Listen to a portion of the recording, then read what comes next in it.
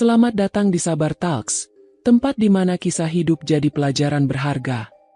Kalau kamu suka cerita yang menyentuh hati, klik subscribe sekarang juga ya. Jangan lupa like videonya, dan tulis di komentar kamu nonton dari mana. Siapa tahu, ada teman satu kota di sini.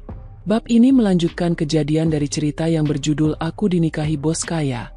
Di malam pertama dia buat aku menangis. Dan sekarang, mari kita mulai kisah hari ini. Ketika suara ketukan keras di pintu rumah membuatku dan Adrian terkejut. Aku masih ingat jelas wajah Adrian yang mendadak berubah tegang, dan ucapannya yang memintaku tetap berada di kamar. Malam itu, untuk pertama kalinya aku benar-benar merasa bahwa ancaman yang selama ini hanya berupa kata-kata kini sudah berada di depan pintu kami. Aku berdiri di balik dinding lorong, menahan napas. Dari celah kecil, aku bisa melihat Adrian membuka pintu. Seorang pria bersetelan gelap berdiri di sana, tubuhnya tegap, wajahnya keras seperti ukiran batu. Mereka berbicara dengan suara pelan, terlalu lirih untuk kudengar. Namun ekspresi Adrian yang berubah-ubah, antara marah, cemas, dan menahan diri, sudah cukup membuatku tahu bahwa ini bukan sekadar tamu biasa.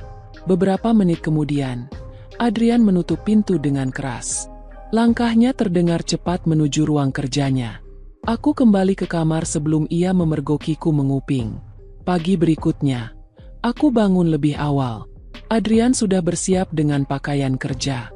Aku ada urusan di luar kota, katanya singkat sambil merapikan jas. Urusan apa? Tanyaku, mencoba terdengar biasa saja.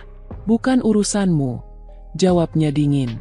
Aku menggigit bibir. Lagi-lagi dinding tebal antara kami membuatku merasa seperti orang asing di rumah ini. Tapi justru karena itu, aku harus tahu apa yang sebenarnya ia lakukan. Begitu Adrian meninggalkan rumah, aku mengambil ponsel dan memesan taksi. Aku tahu apa yang akan kulakukan sangat berisiko, tapi aku tidak punya pilihan lain. Aku harus mengikutinya. Sopir taksi mengangguk ketika aku memintanya menjaga jarak dari mobil Adrian. Kami mengikuti dari kejauhan, melintasi jalan-jalan kota yang semakin sepi hingga akhirnya masuk ke daerah pinggiran. Mobil Adrian berhenti di depan sebuah kafe kecil, tempat yang tidak akan pernah kuduga jadi lokasi pertemuan penting. Dari balik kaca, aku melihatnya masuk ke dalam. Aku menunggu beberapa menit sebelum ikut turun dan berjalan cepat menuju kafe itu. Begitu aku membuka pintu, aroma kopi dan kayu hangus memenuhi udara. Kafe itu nyaris kosong, hanya ada dua orang duduk di sudut, Adrian dan seorang wanita. Aku berhenti mendadak ketika melihatnya. Wanita itu mengenakan kerudung krem. Wajahnya cantik tapi penuh bekas luka tipis di pipi, seperti sisa kecelakaan. Meski berbeda dari foto yang kulihat, aku tahu siapa dia. Clara. Darahku berhenti mengalir. Aku berdiri di dekat rak majalah, pura-pura membaca, sambil mengamati mereka. Berapa lama kau akan terus sembunyi seperti ini? Suara Adrian lirih. Namun aku bisa mendengarnya dari jarak ini. Aku tidak sembunyi, Adrian, jawab Clara. Suaranya serak namun lembut. Aku disembunyikan. Itu dua hal yang berbeda. Aku bisa melindungimu, kata Adrian. Kita bisa melawan mereka bersama. Clara menggeleng. Kau tidak tahu apa yang mereka mampu lakukan. Mereka mengancamku, Adrian. Mereka akan menghancurkanmu. Dan sekarang, mereka tahu tentang istrimu. Tubuhku bergetar. Jadi Clara tahu tentangku? Adrian mengepalkan tangannya. Aku tidak peduli. Aku tidak akan membiarkan mereka menang. Clara menyentuh tangannya. Gerakan yang membuat hatiku seperti disayat. Kau sudah kalah sejak hari pertama mereka memutuskan nasibku. Aku mundur perlahan. Tak sanggup lagi mendengar. Air mataku mengalir. Begitu banyak pertanyaan yang selama ini mengganggu pikiranku kini terjawab sekaligus menghancurkan. Clara masih hidup, dan Adrian masih mencintainya. Aku keluar dari kafe dengan langkah gontai. Tapi saat membuka ponsel untuk memesan taksi, sebuah suara menghentikanku. Nyonyanya Adrian, bukan? Aku menoleh. Seorang pria dengan jas hitam dan kacamata gelap berdiri di belakangku. Wajahnya asing, Tapi nada suaranya membuatku merinding. "Jangan ikut campur urusan ini," katanya dingin. "Kalau nyawamu masih kau hargai, pulanglah. Jangan pernah coba mencari tahu lagi." Aku tidak sempat menjawab. Pria itu sudah pergi, menghilang di antara mobil-mobil yang lewat. Sesampainya di rumah, tubuhku lemas. Aku duduk di lantai kamar sambil memeluk lutut, mengingat semua yang kulihat. Clara masih hidup. Adrian bertemu dengannya diam-diam. Dan sekarang, orang-orang keluarga Clara tahu aku ikut terlibat. Aku tidak bisa lari dari kenyataan ini. Malamnya, Adrian pulang. Aku menunggunya di ruang tamu. "Jadi ini yang kau lakukan di luar kota? Bertemu Clara?" Tanyaku dengan suara bergetar. Ia berhenti di ambang pintu. Wajahnya kaku. "Kau mengikutiku?" Aku melihatnya sendiri. Jawabku cepat. "Dia masih hidup. Dan kau masih mencintainya, kan?" Adrian mendekat. Wajahnya penuh amarah dan kelelahan. "Kau tidak mengerti apa-apa, Rani." "Kalau begitu buat aku mengerti," teriakku. "Kenapa kau menikahiku kalau hatimu masih untuk dia? Kenapa kau menyeretku ke neraka ini?" Adrian menghela napas panjang, menatapku dengan mata yang basah. "Karena aku butuhmu, Rani. Lebih dari yang kau tahu." Aku mundur, merasa dikhianati. "Kau butuhku? Atau kau hanya menjadikanku tameng dalam perangmu dengan keluarga mereka?" Adrian tak menjawab. Ia hanya berdiri di sana, terdiam, seolah tak mampu menyangkal apa yang kukatakan. Aku kembali ke kamar dengan hati hancur. Tapi di antara semua rasa sakit, sebuah tekad muncul. Jika Adrian dan Clara tak mampu menghentikan keluarga itu, maka aku yang akan mencari cara. Bukan demi Adrian, bukan demi Clara, tapi demi diriku sendiri. Karena sekarang, aku tahu permainan ini sudah menyangkut hidup dan matiku. Kata-kata itu bergaung di kepalaku sepanjang malam. Aku duduk di tepi ranjang, menatap bayangan diriku di cermin. Wajahku sendiri terasa asing, mata yang bengkak karena tangis, bibir yang kering, dan tubuh yang seperti kehilangan semua tenaga. Tapi di balik itu, ada sesuatu yang baru, api kecil yang menyala di dalam diriku. Aku tidak bisa terus menjadi pion di permainan Adrian dan keluarganya. Jika mereka pikir aku akan diam dan menerima semuanya, mereka salah. Pagi itu, Adrian sudah pergi bahkan sebelum aku bangun. Embok Sari mengetuk pintu kamarku, membawa sarapan. "Tuan Adrian bilang mungkin ia pulang malam sekali," katanya. Aku mengangguk tanpa banyak bicara. Justru itu yang memberiku ruang untuk bergerak. Setelah memastikan Embok Sari sibuk di dapur, aku meninggalkan rumah. Kali ini bukan untuk mengintai Adrian, tapi untuk menemui seseorang. Aku ingat kata-kata Rukmi, mantan pembantu keluarga Clara yang dulu menemuiku di pasar. Jika ada orang yang tahu kebenaran tentang keluarga Wirasena, itu dia. Aku menemukannya di rumah kecilnya di pinggiran kota. Ia terlihat terkejut melihatku datang. "Nyonya Rani, apa yang membuat Anda datang ke sini?" Aku memohon, "Tolong, Bu. Aku butuh tahu lebih banyak. Aku bertemu Clara. Dia masih hidup. Dan aku tahu keluarganya mengurungnya. Aku ingin tahu semuanya." Rukmi menarikku masuk dan menutup pintu rapat-rapat. Wajahnya serius. "Kalau Anda sudah bertemu Nona Clara, berarti Anda benar-benar sudah masuk ke dalam lingkaran berbahaya. Mereka tidak akan membiarkan orang luar tahu rahasia ini. Kenapa mereka melakukan semua ini? Kenapa mereka memalsukan kematian Clara?" Rukmi menarik napas panjang. Karena Nona Clara adalah kunci dari segalanya. Pernikahannya dengan Tuan Adrian akan merusak banyak rencana bisnis besar keluarga Wirasena. Mereka tidak hanya ingin menghentikan pernikahan itu, mereka ingin menghapus Adrian dari hidupnya. Jadi mereka membuat skenario kecelakaan itu, lalu menyembunyikan Clara agar dia tidak bisa kembali. Tubuhku merinding. Jadi benar, kecelakaan itu bukan kecelakaan. Bukan, itu direncanakan. Kata-kata itu seperti pukulan keras di dadaku. Lalu kenapa Clara masih hidup? Kenapa mereka tidak menghabisinya sekalian? Karena mereka masih membutuhkannya.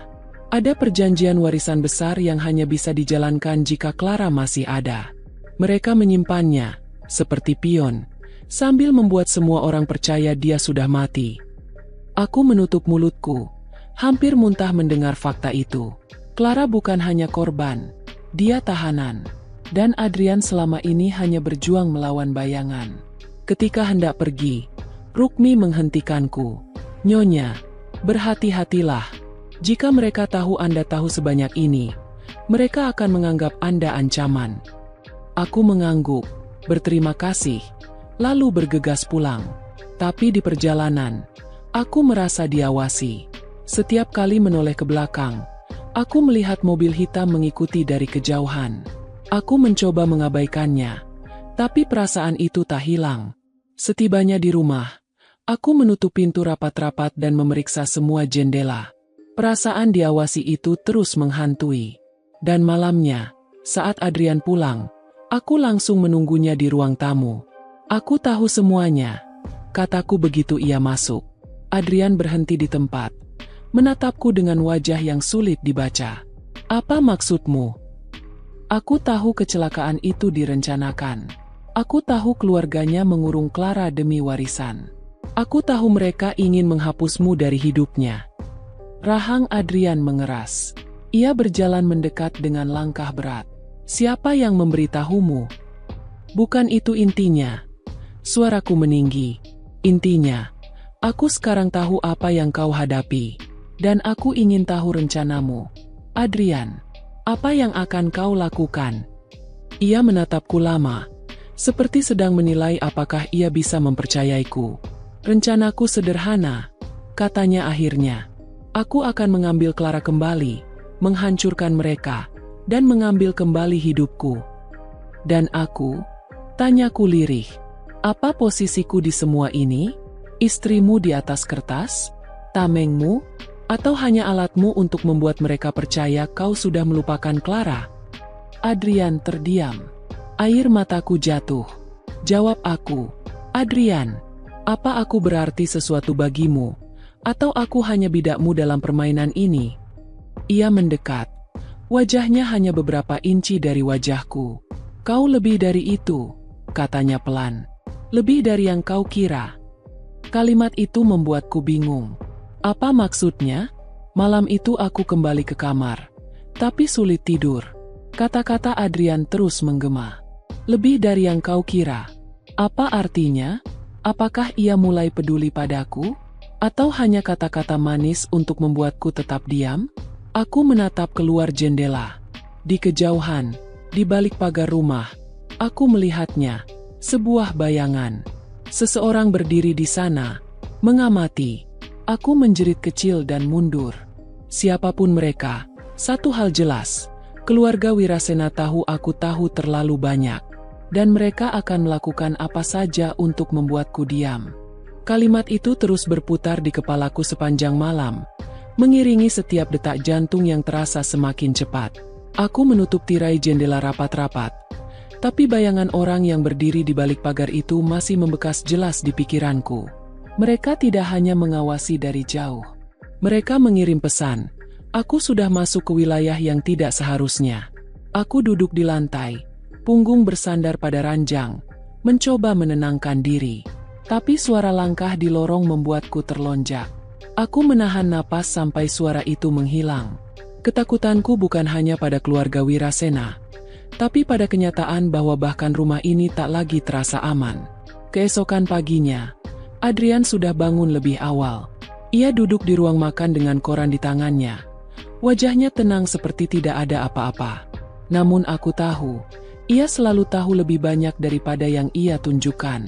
"Aku tahu mereka mengawasiku," kataku tanpa basa-basi sambil berdiri di seberang meja. Adrian menurunkan korannya, menatapku. "Kapan kau melihat mereka?" "Semalam." Seseorang berdiri di luar pagar. Mereka mengamatiku. Ekspresinya mengeras. "Itu artinya mereka tahu kau sudah terlalu jauh. Mereka ingin membuatmu takut. Dan kau hanya akan diam saja?" Tanyaku dengan suara meninggi. Apa kau akan terus berpura-pura semua baik-baik saja sampai mereka menyerangku? Adrian berdiri. Langkahnya mendekat dengan cepat. Jangan pernah bicara seperti itu lagi. Mereka tidak akan menyentuhmu selama aku di sini. Aku mendongak, menatap matanya. Lalu sampai kapan? Sampai mereka membunuhku? Sampai mereka benar-benar menang. Ia tidak menjawab. Namun tatapan matanya cukup untuk membuatku tahu. Adrian tahu betul bahwa ancaman itu nyata. Hari itu aku mengurung diri di kamar. Setiap suara kecil dari luar membuatku terlonjak. Aku mulai merasa dinding rumah ini seperti penjara yang menahan napasku. Aku harus keluar. Tapi kemana? Aku tidak punya siapapun selain Adrian. Dan bahkan ia pun hanya memberiku setengah kebenaran. Sore menjelang, aku mendengar suara ketukan pelan di pintu kamarku. Aku membuka pintu dengan hati-hati. Embok Sari berdiri di sana. Wajahnya pucat. "Nyonya," katanya berbisik. "Saya tidak bisa diam lagi. Mereka ingin menggunakan Anda." Aku mengernyit. "Apa maksudmu, Embok?" Embok Sari menatap ke kiri dan kanan sebelum melangkah masuk. "Saya dengar dari orang kepercayaan mereka. Keluarga Wirasena tahu Tuan Adrian masih mencari Nona Clara. Mereka tidak bisa mendekatinya langsung. Jadi mereka akan menggunakan Anda sebagai umpan. Mereka ingin membuat Adrian lengah." Darahku berhenti mengalir. "Umpan? Maksudmu mereka akan menculikku?" Embok Sari mengangguk pelan. "Mereka akan mengancammu agar Adrian berhenti. Atau memancingnya keluar dari persembunyiannya. Mereka tahu satu-satunya kelemahan Adrian sekarang adalah Anda." Aku mundur. Tubuhku lemas. Jadi inilah posisiku? Bukan hanya istri di atas kertas, tapi alat bagi semua orang untuk mencapai tujuan mereka. Malam itu, aku menunggu Adrian pulang. Aku harus menghadapinya. Ketika ia masuk, aku langsung berdiri di ruang tamu. "Mereka akan menggunakan aku," kataku tanpa basa-basi. Adrian berhenti, menatapku tajam. "Siapa yang memberitahumu?" "Embok Sari. Dan kau tahu itu benar, kan? Itulah sebabnya kau menikahiku. Bukan hanya untuk menipu mereka agar mengira kau sudah melupakan Clara, tapi karena kau tahu mereka akan mendekatiku. Kau menjadikanku umpan sejak awal." Adrian terdiam lama. Ia menatapku seperti sedang mencari cara untuk menyusun kalimat yang tepat. Tapi aku sudah terlalu marah untuk menunggu. "Katamu kau menikahiku karena butuh aku. Ternyata benar. Kau butuh aku sebagai tameng, bukan sebagai istri." "Rani." Suaranya berat, seperti menahan sesuatu. "Apa aku salah?" teriakku. Air mata jatuh tanpa bisa kutahan. "Kau menyeretku ke permainan ini. Kau menjadikan hidupku taruhan. Tapi kau bahkan tak bisa memberiku kebenaran penuh." Adrian mendekat, memegang kedua bahuku. "Kau memang umpan," katanya pelan. "Tapi bukan karena aku ingin mengorbankanmu. Karena mereka hanya akan percaya aku sudah melupakan Clara jika aku punya seseorang di sisiku. Tanpamu, mereka akan tahu aku masih mencari Clara. Dan itu akan membunuh kita berdua." Aku menatapnya dengan mata berkaca-kaca. "Jadi, semua ini hanya permainan bagimu? Bahkan pernikahan kita?" Ia menghela napas panjang. "Awalnya, ya." Kalimat itu menghantamku lebih keras daripada ancaman manapun. "Tapi sekarang tidak lagi," lanjutnya. "Rani, kau sudah lebih dari itu. Mereka tidak akan menyentuhmu selama aku ada." Aku ingin marah, ingin memukulnya. Tapi kata-katanya membuatku diam. Apakah itu jujur? Atau hanya cara lain untuk menenangkanku? Aku kembali ke kamar dengan langkah gontai. Kepalaku penuh. Aku duduk di lantai, menatap kosong ke arah pintu. Tapi sebelum aku bisa mencerna semua ini, sesuatu terjadi. Lampu di lorong mati. Aku menoleh ke jendela. Ada bayangan bergerak cepat di halaman. Degup jantungku meningkat. Mereka di sini. Aku mengambil ponsel, tapi sebelum sempat menekan tombol apapun, listrik rumah mati sepenuhnya. Gelap total. Suara pintu depan terbuka keras. Diikuti langkah kaki berat. Aku menjerit kecil. Mereka datang. Di tengah kegelapan, aku mendengar suara Adrian berteriak dari lantai bawah. "Rani, tetap di kamar." Tapi sudah terlambat. Suara langkah mendekat ke arahku. Aku berlari ke sudut kamar. Tubuhku gemetar. Pintu kamarku bergetar keras. Dan malam itu, aku sadar, ancaman mereka bukan lagi bayangan. Mereka benar-benar datang untukku. Pikiranku berteriak-teriak panik, tapi tubuhku kaku. Aku berdiri di sudut kamar, memeluk tubuhku sendiri. Setiap detik suara pintu kamarku yang digedor terasa seperti jarum yang menusuk dada. Nafasku tercekat. "Buka pintunya, Nyonya Rani." Suara berat seorang pria terdengar dari balik pintu. Bukan suara Adrian. "Kami hanya ingin bicara sebentar." "Bicara? Tidak ada yang datang seperti ini hanya untuk bicara." "Rani!" teriak Adrian dari lantai bawah. "Jangan buka pintu. Tetap di dalam." Suaranya terdengar kacau, seperti sedang bertarung. Aku mendengar suara benturan keras. Suara kursi terbalik. Adrian tidak sendirian. Mereka masuk rumah ini. Pintu kamarku bergetar lagi, lebih keras dari sebelumnya. "Kau bisa memudahkan semuanya, atau membuatnya sulit, Nyonya. Pilih sendiri," kata pria itu. Nadanya dingin dan mengancam. Aku mundur, menabrak meja rias hingga sebuah vas jatuh dan pecah. Suara itu membuat pria di luar tertawa pelan. "Kau takut? Bagus. Semakin mudah untuk mengendalikannya." Tubuhku gemetar. Otot-ototku menegang. Lalu sesuatu dalam diriku berubah. Aku tak bisa hanya berdiri dan menunggu mereka menyeretku keluar. Aku harus melawan. Aku berlari ke lemari, menggeledah dengan cepat. Ada tongkat besi kecil, batang jemuran, yang dulu aku letakkan di sana. Aku menggenggamnya erat. Tangan ini gemetar, tapi aku tidak punya pilihan.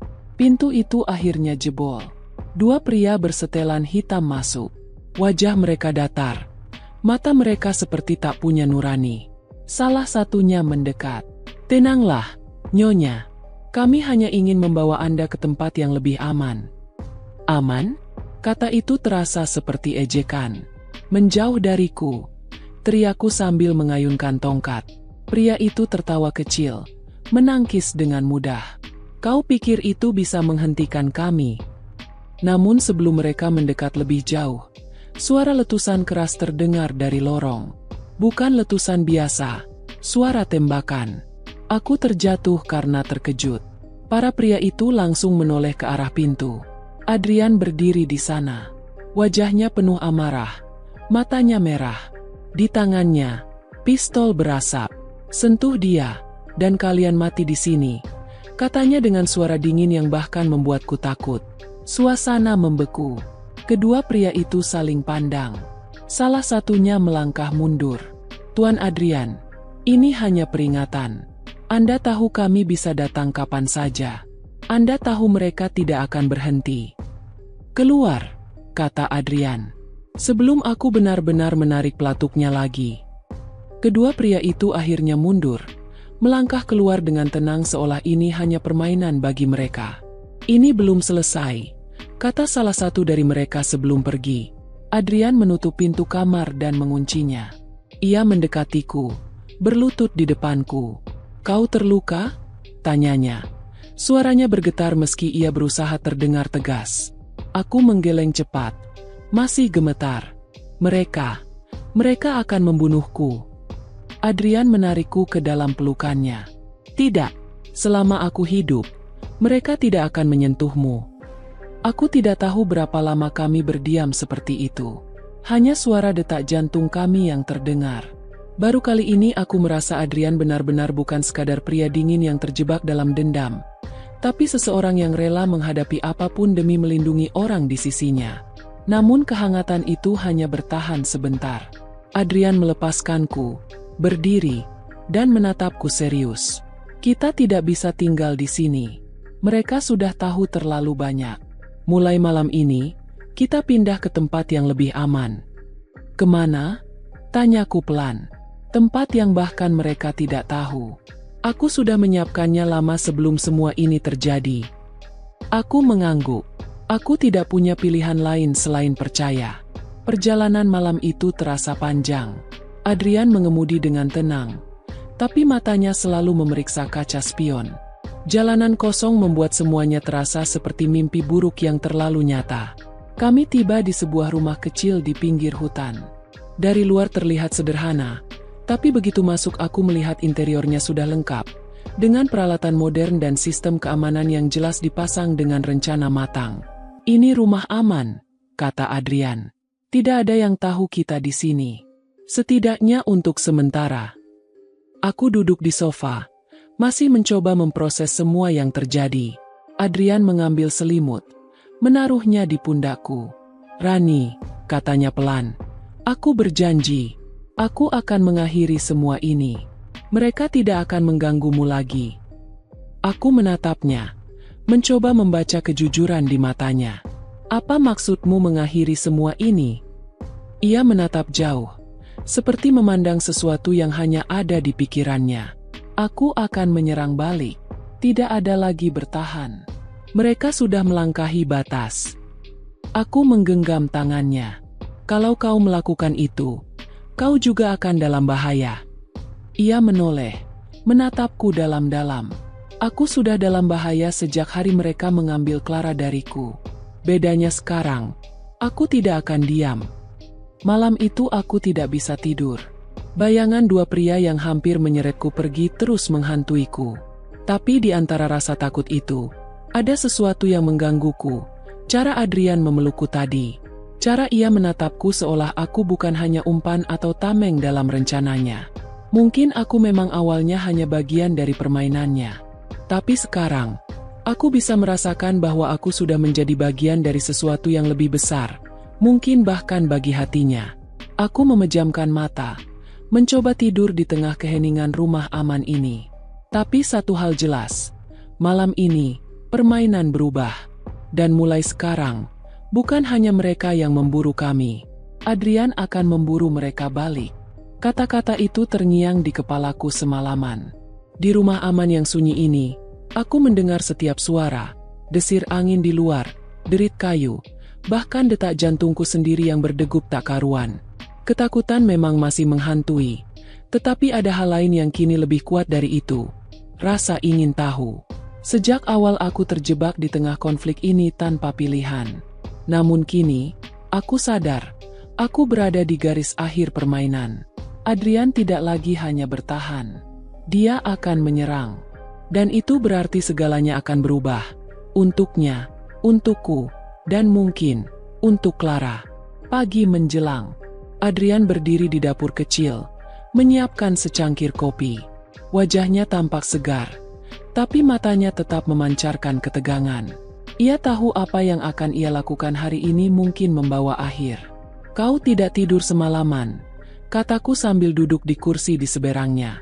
Ia menatapku sekilas. "Aku tidak bisa tidur jika masih ada mereka yang bernapas di luar sana." Aku menggenggam tanganku sendiri di meja. "Jadi kau benar-benar akan melawan mereka? Sendirian?" Adrian mendekat, duduk di kursi di hadapanku. "Tidak sendirian. Aku punya orang-orangku. Tapi, ini bukan sekadar pertempuran. Ini pertaruhan terakhir. Jika aku gagal, bukan hanya aku yang mati. Mereka akan datang padamu juga." Aku menelan ludah. Lalu apa yang bisa kulakukan? Adrian menatapku lama. "Kau tetap di sini. Seaman mungkin. Tidak ada kontak dengan dunia luar. Tidak ada gerakan mencolok." Aku menggeleng cepat. Aku tidak bisa hanya duduk diam. Aku sudah terlalu jauh masuk dalam permainan ini. "Adrian, kau tahu itu?" Ia terdiam, menatapku dengan sorot mata yang tak bisa kuterjemahkan. "Aku tidak ingin kau terluka." Aku menatapnya balik, berani untuk pertama kalinya. "Kalau kau benar-benar tidak ingin aku terluka, maka libatkan aku. Jangan lagi memperlakukanku seperti bayangan." Adrian akhirnya menyerah. Siang itu, ia menjelaskan semuanya. Tentang perjanjian warisan keluarga Wirasena. Tentang bagaimana Clara dijadikan alat untuk mengontrol kekuasaan mereka. Tentang bagaimana mereka berusaha menghancurkan hidup Adrian agar dia tidak bisa menyentuh satupun aset yang terhubung dengan Clara. Dan sekarang, tanyaku. Adrian berdiri, mengambil map tebal dari koper yang ia bawa. Sekarang aku punya bukti. Semua dokumen tentang kecurangan bisnis mereka, transaksi gelap, dan catatan yang membuktikan mereka memalsukan kematian Clara. Aku tertegun. Kau mencuri semua ini. Bukan mencuri, katanya dingin. Mengambil kembali apa yang seharusnya milikku.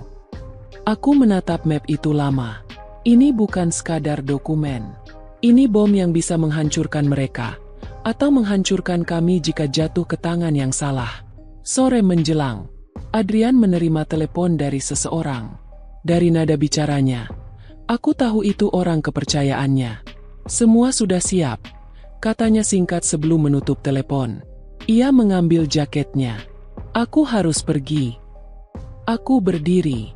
Kau mau kemana? Pertemuan terakhir. Aku akan memberikan mereka kesempatan menyerah sebelum aku menjatuhkan semua ini. Aku merasa darahku dingin. Itu berbahaya. Mereka bisa menjebakmu. Adrian menatapku. Karena itu kau tetap di sini. Aku memegang lengannya. Adrian, jangan tinggalkan aku di sini. Tidak kali ini. Jika ini benar-benar akhir, aku ingin ada di sisimu. Dia terdiam. Untuk sesaat, wajahnya melunak. Lalu ia mengangguk pelan. Baik, tapi kau harus janji. Ikuti semua perintahku. Kami pergi malam itu. Adrian mengemudi melalui jalanan gelap menuju sebuah gedung tua di pusat kota. Dari luar, tempat itu terlihat kosong. Tapi begitu masuk, aku melihat beberapa pria berbadan besar, orang-orang Adrian, berjaga di setiap sudut. Ini markas sementara, katanya. Mereka akan datang ke sini. Aku duduk di pojok ruangan. Jantungku berdegup kencang. Adrian berdiri di tengah. Map berisi dokumen itu di tangannya. Beberapa menit kemudian, suara langkah mendekat. Pintu terbuka. Mereka datang. 3 pria berpakaian rapi masuk, dengan aura dingin yang membuatku langsung tahu siapa mereka. Salah satunya pria yang pernah mendatangiku di luar kafe tempat Adrian bertemu Clara. Tuan Adrian, kata pria itu, suaranya datar. Kami harap Anda mau berpikir ulang. Adrian tertawa pendek. Berpikir ulang? Setelah kalian mencoba menculik istriku? Setelah kalian menyembunyikan Clara? Setelah kalian menghancurkan hidupku?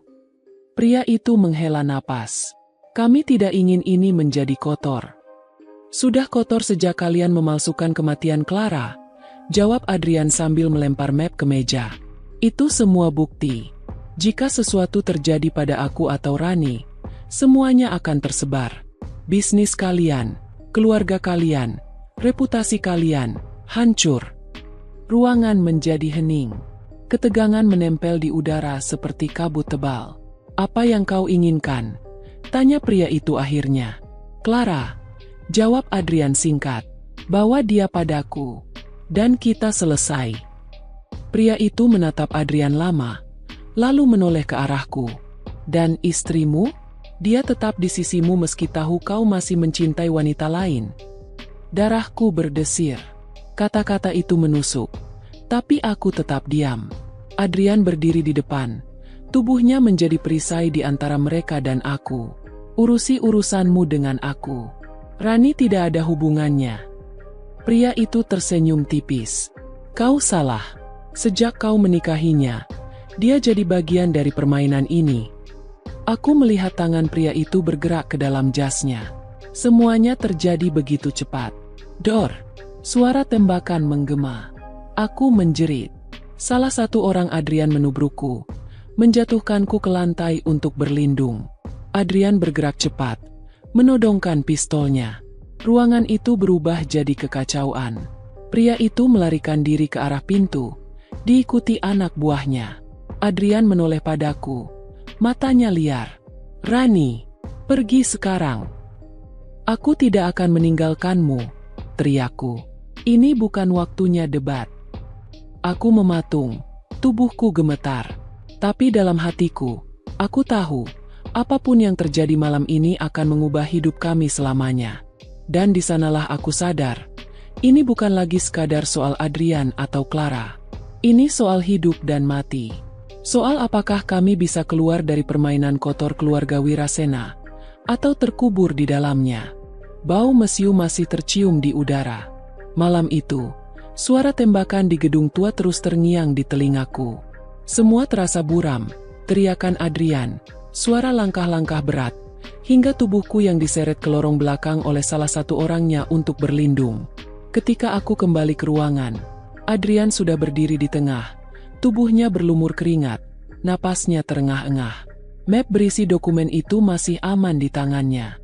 Sudah selesai, katanya datar. Tapi aku tahu ini belum selesai. Beberapa hari kemudian, kami kembali ke rumah aman. Semua terasa sunyi, tapi ketegangan itu masih mengendap. Adrian jarang bicara, hanya menghabiskan waktunya menatap keluar jendela, seperti menunggu sesuatu. Jadi, mereka akan menyerahkan Clara? Tanyaku pelan. Adrian menoleh. Ya, mereka tidak punya pilihan lain. Aku menelan ludah. Ada rasa yang sulit kujelaskan di hatiku. Clara, nama itu seperti bayangan yang selalu menghantui. Dan kini, dia akan kembali. Hari itu datang lebih cepat dari yang kukira. Sore menjelang, sebuah mobil hitam berhenti di depan rumah. Adrian segera keluar. Aku berdiri di balik tirai, melihat sosok wanita berkerudung krem turun dari mobil. Clara, wajahnya lebih tirus, matanya lelah, tetapi dia masih memancarkan aura yang membuatku mengerti mengapa Adrian tidak pernah benar-benar melupakannya. Adrian mendekat, menatapnya lama, sebelum akhirnya menariknya ke dalam pelukan. Dadaku sesak. Malam itu, setelah semuanya tenang, aku memutuskan bertanya. Adrian, kataku pelan, sekarang setelah Clara kembali, apa yang akan kau lakukan padaku? Ia terdiam, lalu menatapku dengan sorot mata yang sulit kucerna. Rani, pernikahan kita awalnya memang sebuah permainan. Tapi setelah semua yang terjadi, kau bukan lagi pion bagiku. Aku ingin percaya. Tapi sebelum sempat menjawab, Clara mendekat. Ia menatapku. Suaranya lembut tapi menusuk. Kau tahu, kan, Rani? Kalau semua ini tidak pernah benar-benar tentangmu. Aku tercekat. Kata-katanya seperti pisau yang mengiris tanpa ampun. Adrian berdiri di antara kami, menatapku. Dengar aku, Rani. Aku butuh waktu. Aku harus memikirkan semua ini.